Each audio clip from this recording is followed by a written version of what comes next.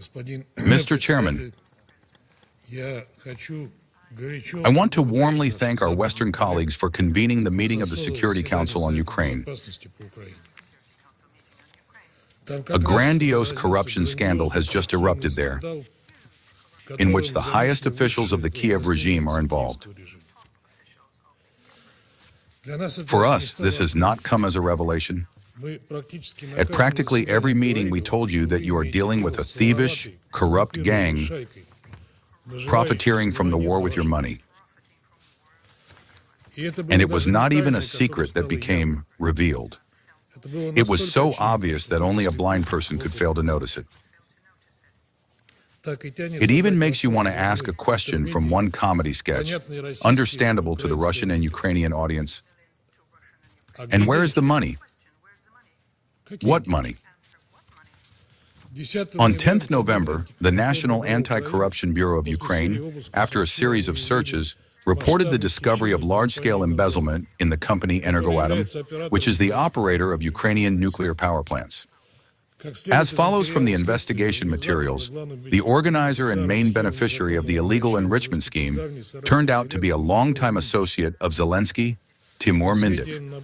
According to National Anti-Corruption Bureau of Ukraine's information, in just 1 year, the participants in the criminal group laundered around $100 million in kickbacks. The same corruption scheme operated in the defense sector as well. We can only guess at the true scale of this scandal for now, but as we hear, this is only the tip of the iceberg. I did not hear from any of you who initiated today's meeting a single word about this. And Zelensky continues to roll around European cities and towns, begging for money and weapons in order to spend them to the benefit of himself and his entourage. But Europe no longer has any money left for Ukraine. It needs to rearm its own armies in order, as they, in their madness, hysterically proclaim, to prepare to wage war with Russia by the year 2030. And where, then, should one get money for Ukraine? Well, where? One can steal it. One can steal sovereign Russian assets.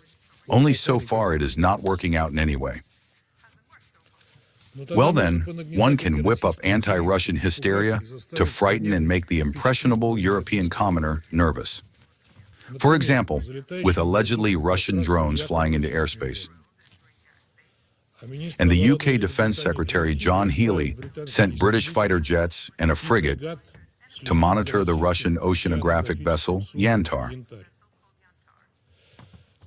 No sooner had the incident with the damage to railway tracks in Poland occurred, committed according to the Polish authorities themselves by 2 Ukrainians, than Warsaw already declared, naturally without presenting any evidence, that the traces lead to Russia, because it was an act of state terrorism, and it was committed by Ukrainians working for the Russian special services. One can only admire the speed of reasoning that the Polish authorities are capable of. After all, we remember well who was the first to thank the United States, in the person of the Biden administration, for the terrorist attack on the Nord Stream pipelines, the current Polish Foreign Minister, Sikorski. Regarding the situation on the ground, the situation at the front for the armed forces of Ukraine continues to remain difficult, if not catastrophic. Russian troops are successfully developing the offensive operation in practically all directions. According to the Russian Ministry of Defense, over the past week, a number of populated areas have been liberated in the Kharkov, Dnepropetrovsk, and Zaporozhye regions, as well as in the Donetsk People's Republic. The destruction of military equipment is proceeding in a planned manner, in particular launchers of the Neptune system and the American HIMARS, strong points of the Ukrainian armed forces, engineering structures, armored vehicles, ammunition depots, drone control points, and supply systems are being disrupted. Ukrainian units continue to suffer significant losses and are rapidly losing combat capability. The Ukrainian armed forces are blocked in such large agglomerations of strategic importance as Krasnoarmysk, formerly Pokrovsk, and Dmitrov. Kupiansk has been liberated. In Kiev, they are in every way denying such a state of affairs, referring to Russian propaganda. At the end of October, President Putin proposed ensuring unimpeded access there for foreign journalists, including Ukrainian ones, so that they could personally verify the situation. the Russian command was ready to suspend hostilities for 5 to 6 hours to organize safe corridors for the press. However, Kiev naturally did not take advantage of this proposal. The editorial boards of major Western media outlets and journalist associations also kept silent. Indeed, why know the truth, which destroys the myths about the invincibility of the Ukrainian army so carefully spread by Zelensky in the West? The failures of the armed forces of Ukraine are accompanied by brutal actions toward the civilian population that remained in the cities where fighting is taking place. For Ukrainian nationalists, they are so-called zhduni,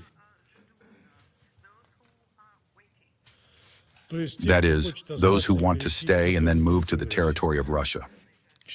On 14th November, it became known that in the Donetsk People's Republic, 7 civilians were killed by targeted attacks carried out by Ukrainian drones and mortars. The abbot of the church in the village of Alexandro Kalinovo, his wife, and the families of parishioners during an attempt to evacuate.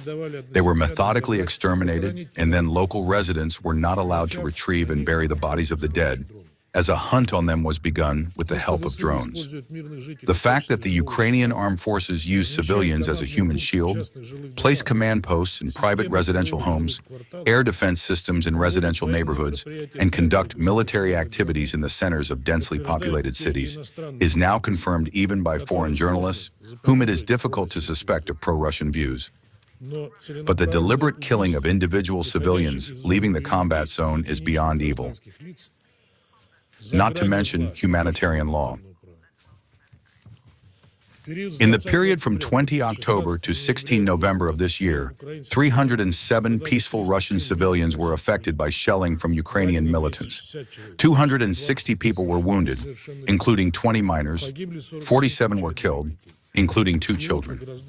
In total, at least 13,900 munitions were fired at civilian targets on Russian territory during the past period. Villages in the Luhansk and Donetsk People's Republic, Kherson, Zaporozhye, Belgorod, Bryansk, Kursk, and Moscow regions, as well as the cities of Saratov, Novorossiysk, and Volgograd were affected. However, neither the UN Secretary General nor his press secretary has either the courage to speak about this or any sympathy for the civilians who have been killed and injured. But they, without hesitation, strongly condemn all attacks by the Russian armed forces on the basis of any information, checked or unchecked, provided to them by the resident coordinator in Ukraine, Shmal. We are not fighting against Ukrainian citizens. Our armed forces act with the utmost responsibility, delivering high-precision strikes exclusively on military targets and the transport and energy infrastructure of Ukraine that supports them. According to leaks of military documents, the armed forces of Ukraine have lost more than 1.7 million servicemen since the beginning of the special operation, and only this year, as of August, more than 600,000. The enormous irrecoverable losses among military personnel are indirectly confirmed by the process of exchanging bodies between Russia and Ukraine, when we hand over thousands of dead servicemen and in return receive 20 to 30 bodies. It is understandable why servicemen of the armed forces of Ukraine are fleeing from the battlefield in large numbers. Only in October, units were abandoned by a record 21,000 people. This is equivalent to the loss of 4 brigades. To make up for the losses, a mobilization unprecedented in its level of violence is being carried out. They are resorting to closing borders, blocking bank accounts, suspending driver's licenses, and simply rounding people up on the streets. And although Ukrainian propagandists are trying here as well to blame everything on Russian fakes, international media could not ignore an unexpected but very eloquent piece of evidence. In early November, Angelina Jolie visited Ukraine. Her bodyguard was detained right before her eyes and taken for verification to a draft office. Just a couple of weeks before this incident, a Ukrainian journalist working with British correspondents from The Sun was mobilized in the same way. Against this background, the lowering of the age for mandatory mobilization from 25 to 22 years continues to be discussed. On the 12th of November, the mayor of Kiev, Vasily Klitschko, voiced this initiative in an interview with Politico. At this rate, the matter will soon reach the level of the Hitler Youth. Mr. Chairman, despite the encirclement of a significant number of Ukrainian troops, colossal losses, violent mobilization, and threats to the civilian population, the chief of the Kiev regime forbids recognizing the loss of cities, issues orders to hold positions to the last soldier, and forbids retreating. Such a line of the Ukrainian leadership has nothing to do with military reality and is purely political in nature. Zelensky wants to show Western sponsors that the front is holding, counting on continued financing of the war with Russia. He needs billions of dollars so that the war continues, including for the enrichment of himself and his associates, and so that there remain grounds for him to stay in power. At the same time, from Kiev, we hear desperate calls for a ceasefire. We hear the same from Zelensky's European accomplices. The value of these calls is obvious to us. The so-called immediate and swift ceasefire is necessary for them only so that the armed forces of Ukraine, suffering defeat after defeat, can receive the long-awaited breathing space. As for the hypocritical calls for peace from our former European partners, the Zelensky regime and its handlers are not aiming for peace, and escalation of the confrontation is in their interests. Just last week, the first deputy foreign minister of Ukraine, Kyslytsya, well known to you, directly said that Kiev has officially suspended peace negotiations with Moscow. In fact, as early as the summer, the Ukrainian delegation stopped responding to proposals from Russia, including those concerning the establishment of working groups on political, humanitarian, and military issues. As for the current statements by Zelensky from Istanbul and European capitals, this is nothing other than an attempt to divert attention from the monstrous corruption scandal.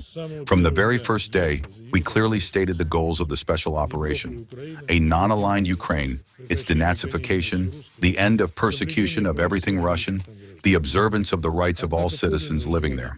However, we do not see any genuine desire on the part of Kiev to sit down at the negotiating table to discuss the key aspects of resolving the Ukrainian crisis. Mr. Chairman, in conclusion, we would like once again to register our principled disagreement with the invitation to today's meeting of delegations from such a large number of countries under Rules 37 and 39. In addition to Ukraine, there turned out to be as many as 6 of them, and all of them are either members or allies of NATO and the EU, guided solely by bloc discipline, bringing absolutely no added value to the discussion. Each time, these delegations waste the Council's valuable time by reading out, essentially, the same worn-out theses, which moreover almost copy the statement of the representative of the European Union. We are categorically opposed to turning Security Council meetings into a talk show for the purpose of performing a script for their domestic audience in front of the cameras. We believe that such an approach undermines the authority of the Council. That didn't work.